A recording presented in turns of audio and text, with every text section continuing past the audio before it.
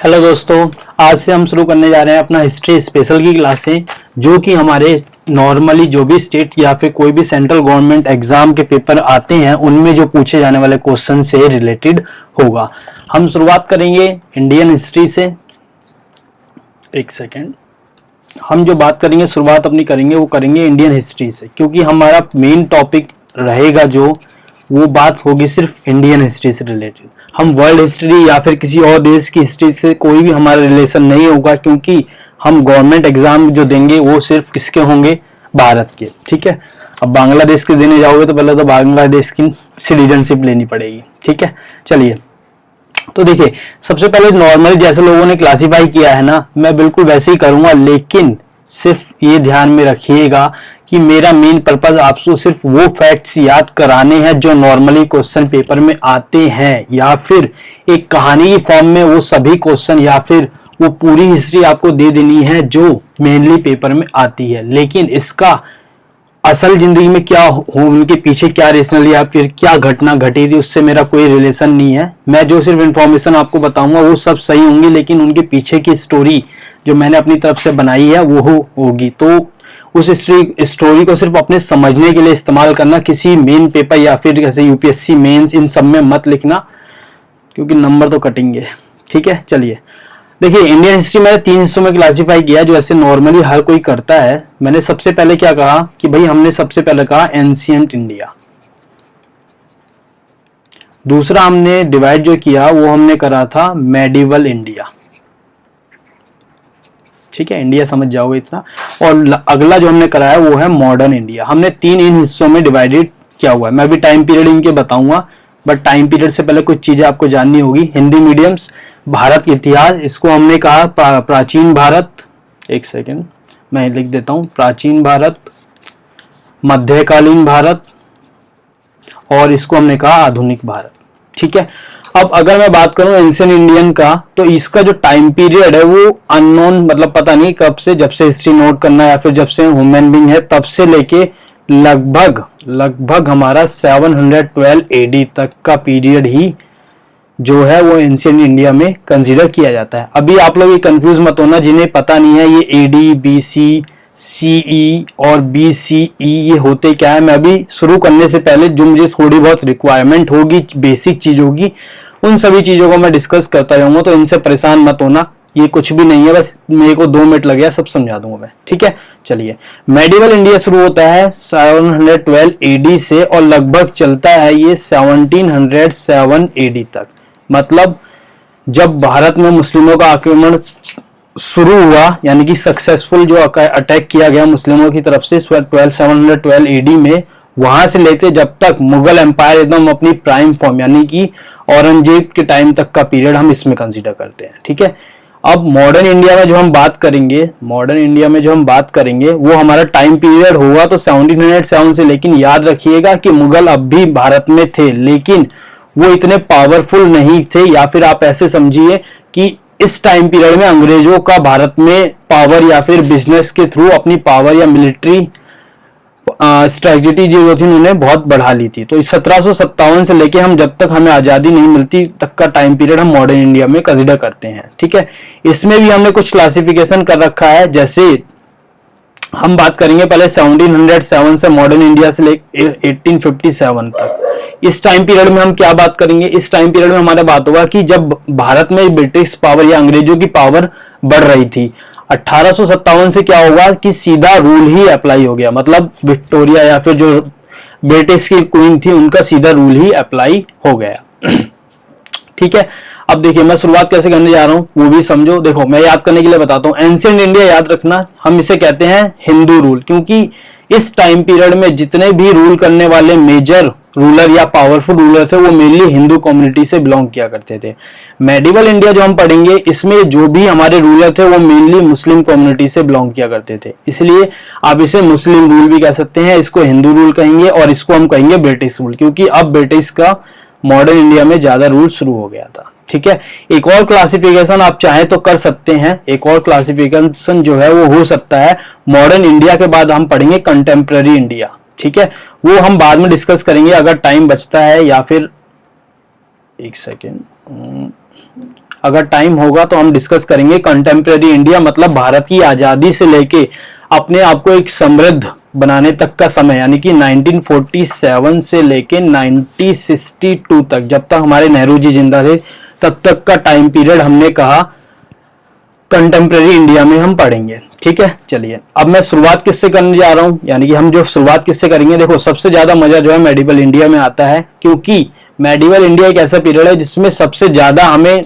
मतलब जो हमें सबसे ज्यादा समझ में आता है और सबसे ज्यादा लड़ाइयां या फिर सबसे ज्यादा क्वेश्चन भी इन्हीं से पूछा जाता है। तो हम सबसे पहले इन्हीं को जानेंगे कि मेडिवल इंडिया होता क्या है, होता नहीं मतलब इसके भी अंदर होने वाला क्या क्या है। ठीक है, चलो अब एंशिएंट इंडिया बचा। देखो मेडिवल इंडिया जब हम पढ़ लेंगे तब हम दोबारा आएंगे और उस समय जब हम बात कर रहे होंगे तब ज्यादा आपको डिटेल में समझ में आएगा कि क्यों शुरू होगा। और दूसरा मेरा पॉइंट व्यू ये है कि एंशिएंट इंडिया ना लेने का सबसे पहले कि इसमें जो है मेन क्वेश्चन ज्यादा नहीं पूछा करते, सबसे ज्यादा क्वेश्चन मेडिवल इंडिया या मॉडर्न इंडिया से पूछे जाते हैं। ठीक है, चलिए अभी मैंने आपको बता दिया मेडिवल इंडिया हम शुरुआत करने जा रहे हैं।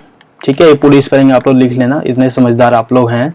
मेडिवल इंडिया के अंदर मैंने अभी आपको बताया याद करने के लिए मुस्लिम रूल, हमें मेनली ये समझना है कि मेडिवल इंडिया मुस्लिम रूल से स्टार्ट हुआ। ये स्टार्ट कब से हुआ, ये 712 एडी से स्टार्ट हुआ, जब अरब का एक इन्वेडर जिसका नाम था मोहम्मद बिन कासिम, उसने भारत पे सक्सेसफुली आक्रमण, यानी कि उसने आक्रमण किया और आक्रमण में वो सक्सेसफुल रहा। मतलब भारत से 720 एडी से पहले भी भारत में मुस्लिम्स का आक्रमण हो रहा था, लेकिन वो इतना पावरफुल या इतना इफेक्टिव नहीं हो पा रहा था, यानी कि लूटपाट करने में वो ज्यादा सक्षम नहीं हो पा रहे थे। लेकिन मोहम्मद बिन कासिम पहला मुस्लिम इन्वेडर बना जिसने सक्सेसफुली अटैक किया और लूटपाट भी करी। ठीक है, चलिए अब बात आ रही है, क्योंकि हम मुस्लिम रूल पढ़ने जा रहे हैं तो इसलिए हमें थोड़ा सा मुस्लिम का बैकग्राउंड समझना होगा कि मुस्लिम रूल जो है, यानी कि मुस्लिम का है क्या, मुस्लिम कम्युनिटी। तो मुस्लिम कम्युनिटी जो है वो मेनली इस्लाम धर्म को फॉलो करती है। इस्लाम धर्म जिसके फाउंडर जो हैं, इस्लाम धर्म के फाउंडर वो हमारे इस्लाम धर्म के जो फाउंडर हैं वो हमारे इस्लाम धर्म के जो फाउंडर हैं वो हजरत मोहम्मद, यार इस पेन में ना डिजिटल, हजरत मोहम्मद साहब हैं, जिन्होंने लगभग 612 एडी में इस्लाम धर्म की स्थापना की थी। अगला मेन जो सवाल पूछते हैं वो ये पूछते हैं, बताइए हजरत मोहम्मद साहब का जन्म कब और कहाँ हुआ था। तो इनका जन्म 570 एडी में मक्का में हुआ था।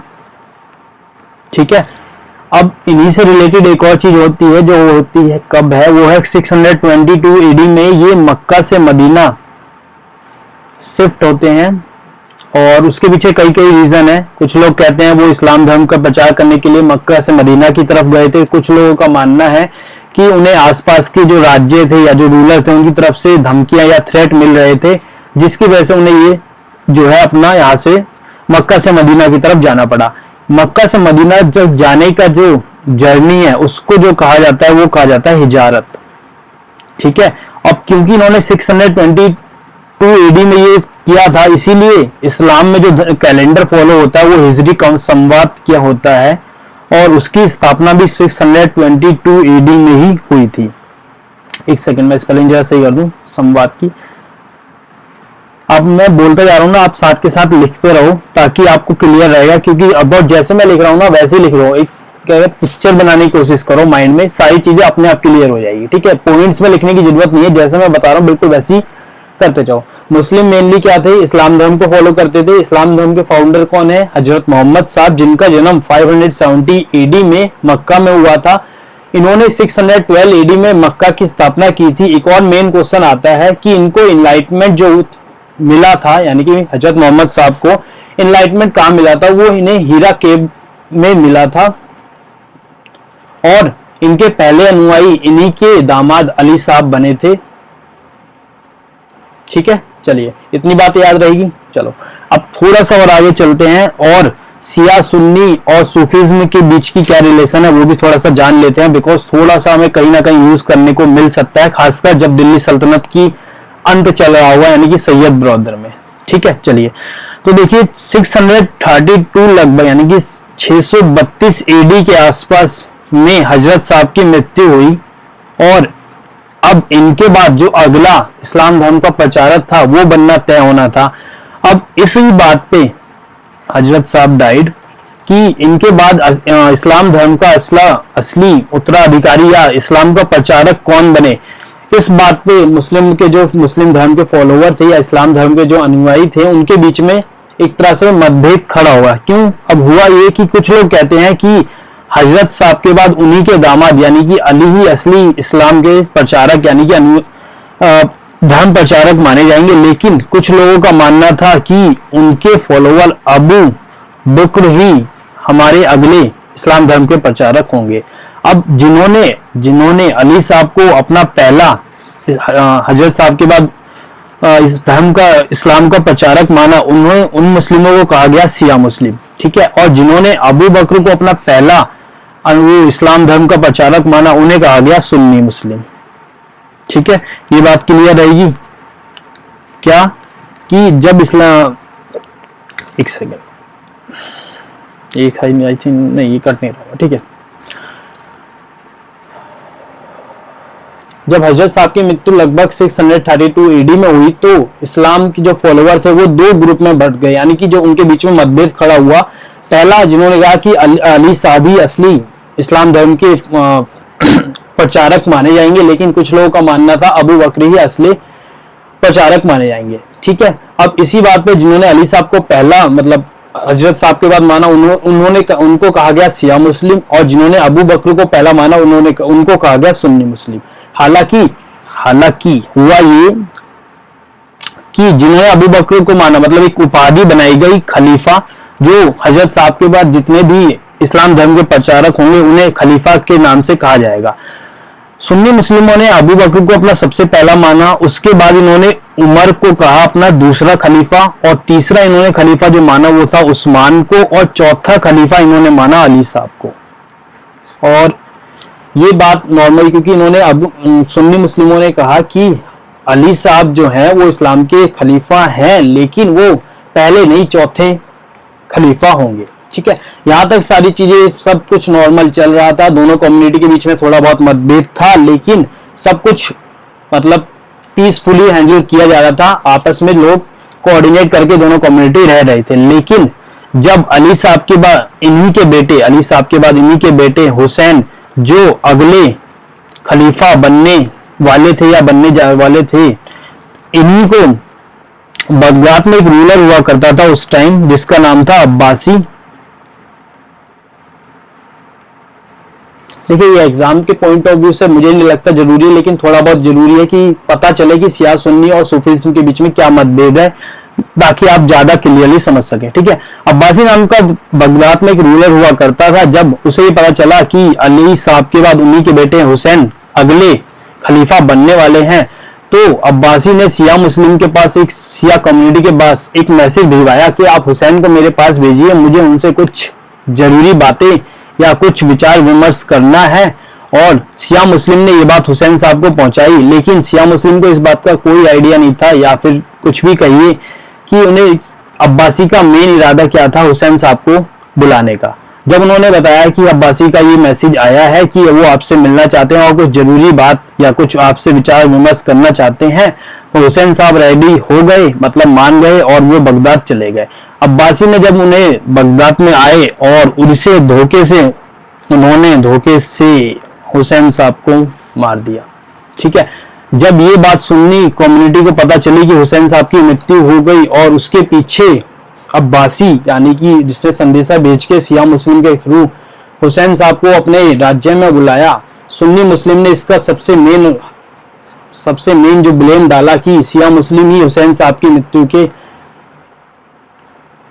जो है वो मुजरिम या फिर असली एक तरह से कल्प्रिट का रोल अदा किया, कि इन्होंने ही षड्यंत्र रचा ताकि हुसैन साहब की मारा जा सके। लेकिन शिया मुस्लिम ने इसका विद्रोह किया कि हमें इस बात का कोई आइडिया नहीं था कि ऐसा कुछ भी होने वाला है।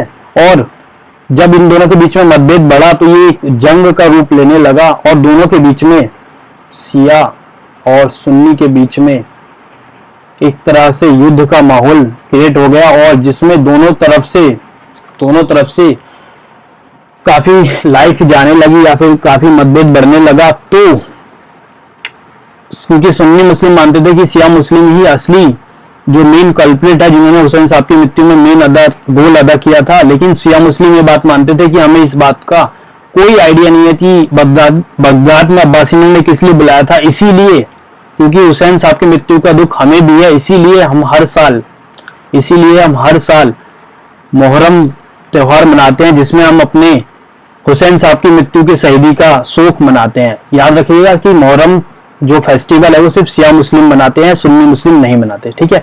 सुन्नी मुस्लिम आगे चल के जिहाद का कॉन्सेप्ट देते हैं, यानी कि जो काफिर है, यानी कि जो इस्लाम धर्म को ना मानने वाले या इस्लाम के दुश्मन है, उन सबको मार दिया जाए।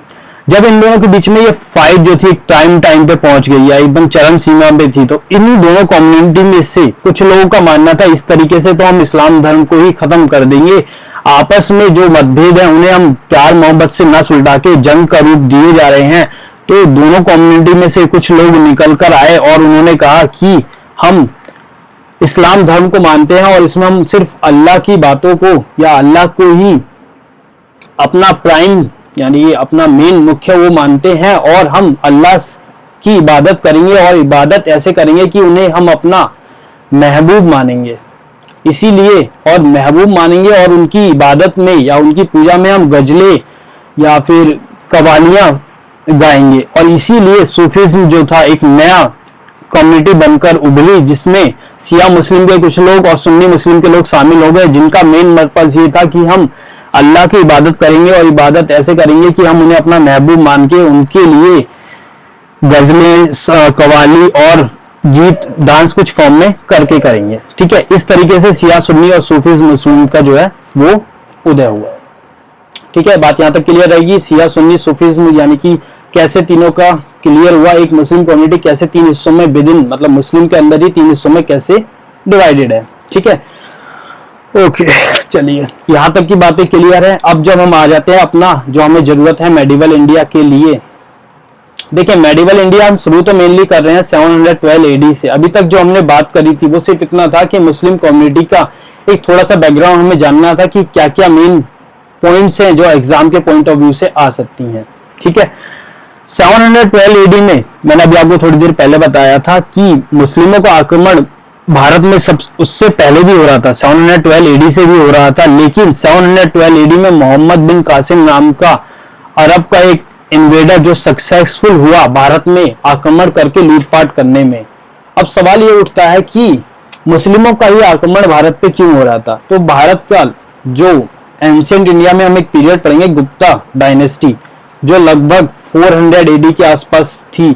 इस टाइम पे भारत की जो पॉपुलैरिटी है वो पूरे विश्व में फैल चुकी है कि भारत एशिया में दक्षिण में एक ऐसा देश है जो सोने की चिड़िया, मतलब इसमें कई प्रकार के खनिज और फसलें वगैरह सभी के पॉइंट ऑफ व्यू से बहुत ही प्रसिद्ध यानी कि बहुत ही समृद्ध राज्य है। और जब ये बात अरब के देशों में या तुर्किश के राज्यों में पहुंची, उन देशों में पहुंची, तो उनका रुख हुआ इंडिया की तरफ और उन्होंने भारत में आक्रमण या लूटपाट करना शुरू कर दिया। लेकिन अभी तक जितनी भी लूटपाट हो रही थी 720 से स्टार्ट हुई, उनका सिर्फ मेन पर्पस क्या था कि भारत में लूटपाट करके वापस अपने देश चले जाना, कि कोई भी ऐसा रूलर नहीं था जो भारत में अपने एक रूल या फिर अपना साम्राज्य स्थापित करे, ठीक है।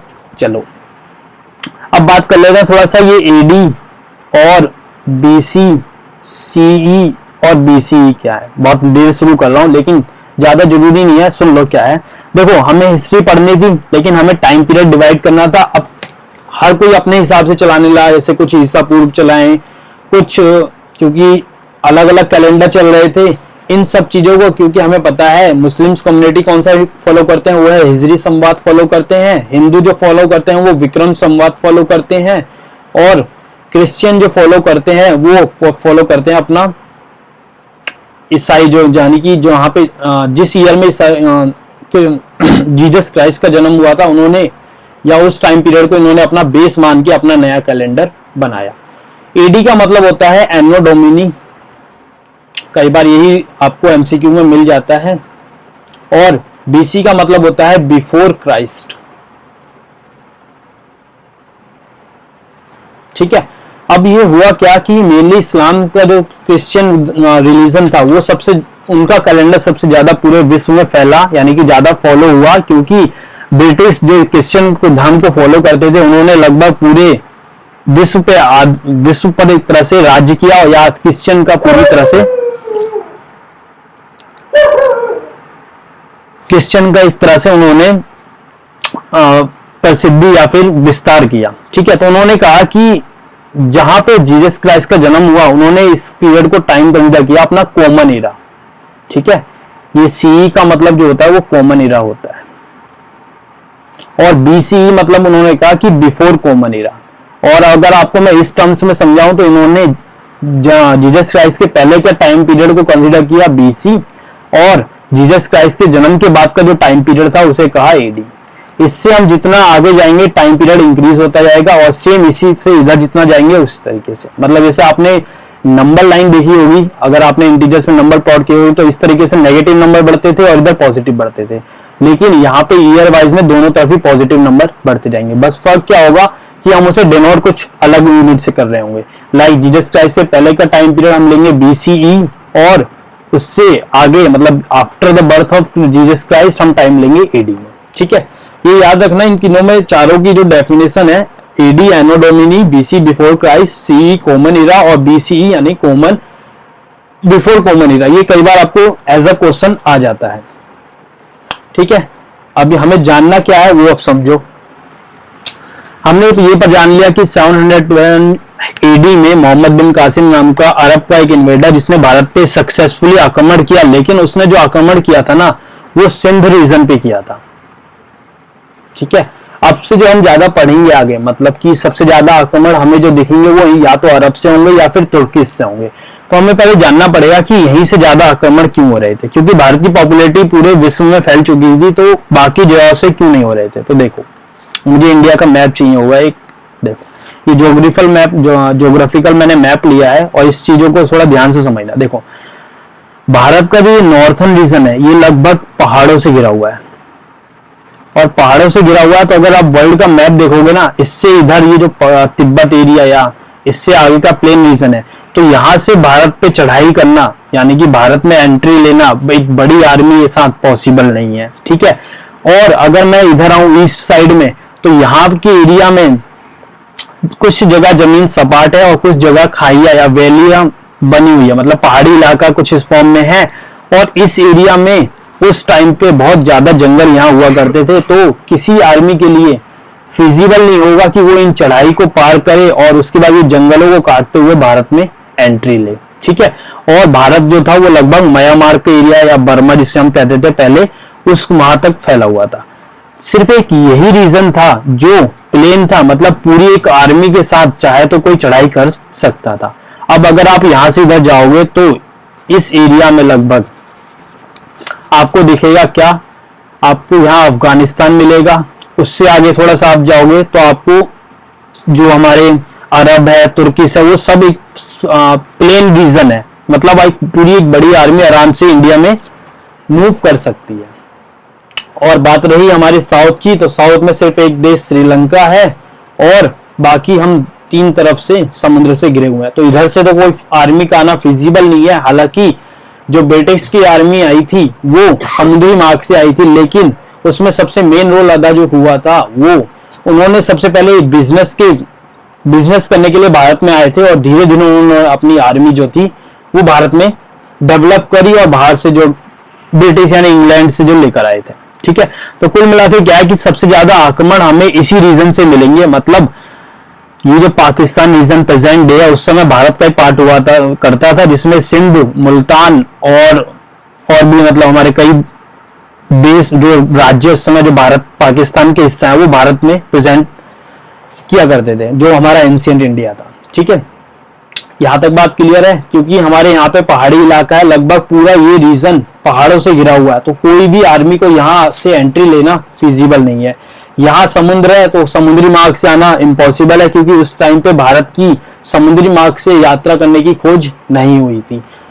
जो खोज थी वो वास्को डी गामा ने की थी, जो हम पढ़ेंगे लगभग 12 शताब्दी के बाद ही आया था, और वो भी आया था सिर्फ साउथ में आया था, ना कि नॉर्थ इंडिया में। ठीक है, चलो अब एक नाम याद जानेंगे हम कि हमने ये बता लिया कि मोहम्मद बिन कासिम जो भारत में आक्रमण करने वाला अरब का पहला सक्सेसफुल इन्वेडर हुआ था। दूसरा जो सक्सेसफुल इन्वेडर हुआ, वैसे तो बहुत सारे थे लेकिन जो हमें दूसरा याद रखना है वो याद करना है मोहम्मद गजनवी। इसने गुजरात के सोमनाथ टेम्पल पे लगभग 17 बार आक्रमण किया और हर बार ये सिर्फ आक्रमण करके वहां पे लूटपाट करके चला जाता था। ठीक है, हम सिर्फ मोहम्मद गजनी का याद रखेंगे। इसका टाइम पीरियड जो था लगभग 1000 से लेके 1100 सेंचुरी के बीच में था। ठीक है, टाइम पीरियड देख लेना, याद जरूरी नहीं है याद करें आप, बस ये याद रखना कि मोहम्मद गजनवी भी इसी रास्ते से भारत में आया था। और ये किस कम्युनिटी से बिलोंग करता था, ये अफगानिस्तान में तो था लेकिन इसकी जो मतलब क्लैन कहें या वंश कहें तो ये मोहम्मद गजनवी जो बिलोंग करता था वो गौर वंश से बिलोंग करता था। ये आई थिंक आपको कलर दिख नहीं रहा होगा, मैं लिख देता हूं दूसरे पेन से। मोहम्मद गजनवी कौन से क्लैन से बिलोंग करता था, वो बिलोंग करता था कौर वंश से। ठीक है, चलो मोहम्मद गजनवी तक जितने भी रूलर आए थे सबको याद करने की जरूरत नहीं, सिर्फ दो याद रखना। पहला सक्सेसफुल इन्वेडर किसने किया था, मोहम्मद बिन कासिम ने। दूसरा सक्सेसफुल इन्वेडर यानी कि जिसने सबसे ज्यादा बार आक्रमण किया वो मोहम्मद गजनवी था, जो गुजरात के सोमनाथ टेम्पल पे लगभग 17 बार आक्रमण किया और हर बार लूटपाट करके वापस चला जाता था। अब जो हम बात करने जा रहे हैं जहां से इस्लाम धर्म की या फिर मुस्लिम रूल का जो भारत में एक तरह से स्थापित हुआ, मतलब जो भारत में आया तो सही लेकिन लूटपाट करने के इरादे से नहीं बल्कि अपना एक साम्राज्य बनाने के लिए, तो वो था मोहम्मद गौरी। मोहम्मद गौरी जो था वो एक संसबानी संसबानी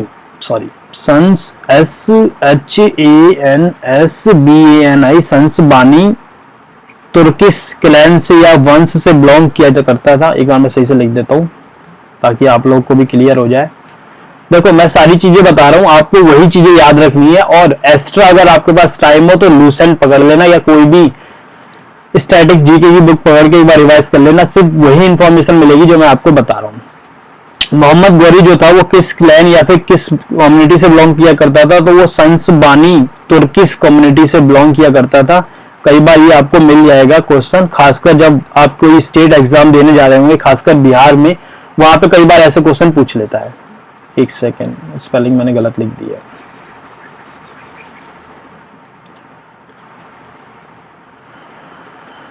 BANI संसबानी तुर्किश।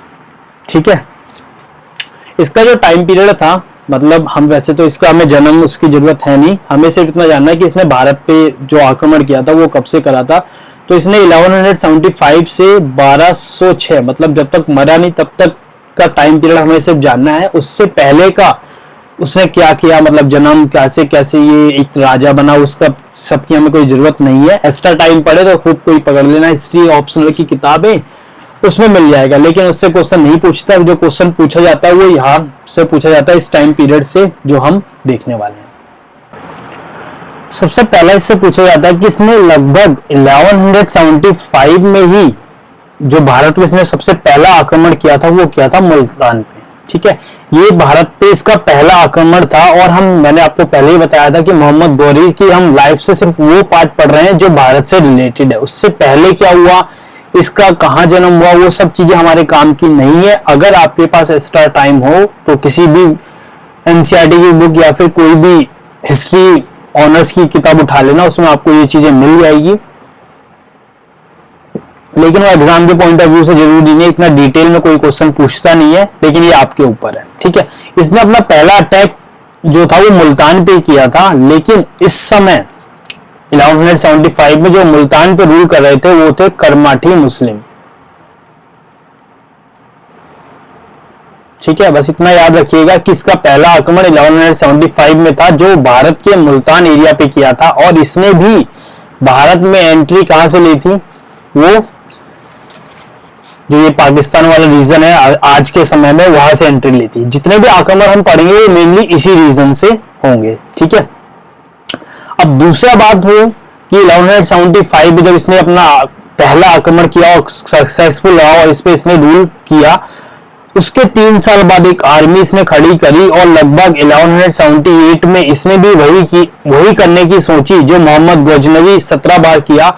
इसने भी सोचा कि क्यों ना मैं भी गुजरात पे आक्रमण करके वहां का सोना लूटूं और एक और आर्मी खड़ी करके धीरे धीरे अपने भारत या अपना राज्य जो है भारत में बढ़ा लूं, एक तरह से पूरे भारत पे राज करूं। लेकिन गुजरात में हुआ ये कि इसके समय में वहां पे जो रूल कर रही थी वो थी चालुक्य डायनेस्टी, और इसी चालुक्य डायनेस्टी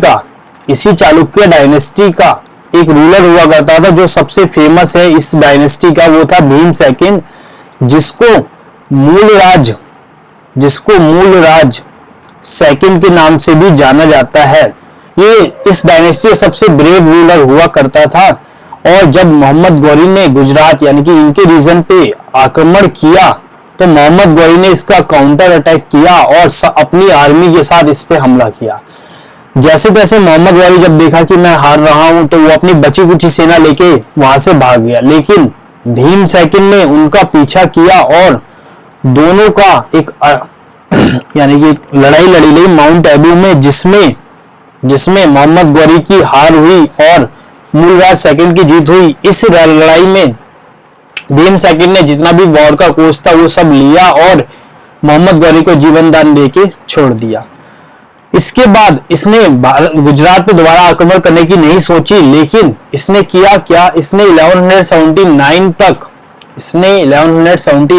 तक पाकिस्तान का जो प्रेजेंट डे है उसके बाकी रीजन पे एक तरह से हमला करके उन्हें अपने हिस्से में मिला लिया। उसमें क्या क्या था, सिंध और कश्मीर रीजन के मेनली उस समय का जो सिंध और रीजन था उस पे इसने आक्रमण किया और उसे अपने राज्य में मिला लिया। ये बात समझ गया था कि अगर मुझे गुजरात ये जैसे बड़े रीजन पे हमला करना है तो मुझे एक बड़ी सेना और बड़े खजाने की जरूरत होगी, तो इसने धीरे धीरे छोटे मोटे जितने भी रीजन थे उन सबको एक्वायर करना शुरू कर दिया। ठीक है, आज तक हम यहीं तक पढ़ेंगे, इससे आगे जो हम पढ़ेंगे वो सबसे इंटरेस्टिंग चीजें होने वाली है। यहाँ तक की चीजें थी जो मैंने पीस बाय पीस उठा के आपको दी है, जो चीजें मुझे जरूरत थी, लाइक इस्लाम से रिलेटेड चीजें क्या होती हैं, कब हुआ इस्लाम धर्म का फाउंड, कुछ चीजें इस टाइप की, और कहां से ज्यादा आक्रमण होना था, वो सब चीजें मैंने ली। अगली जब हम वीडियो में बात करेंगे तब हम बात करेंगे मोहम्मद गौरी का दिल्ली पर आक्रमण और जहां पे लड़ा गया था पहला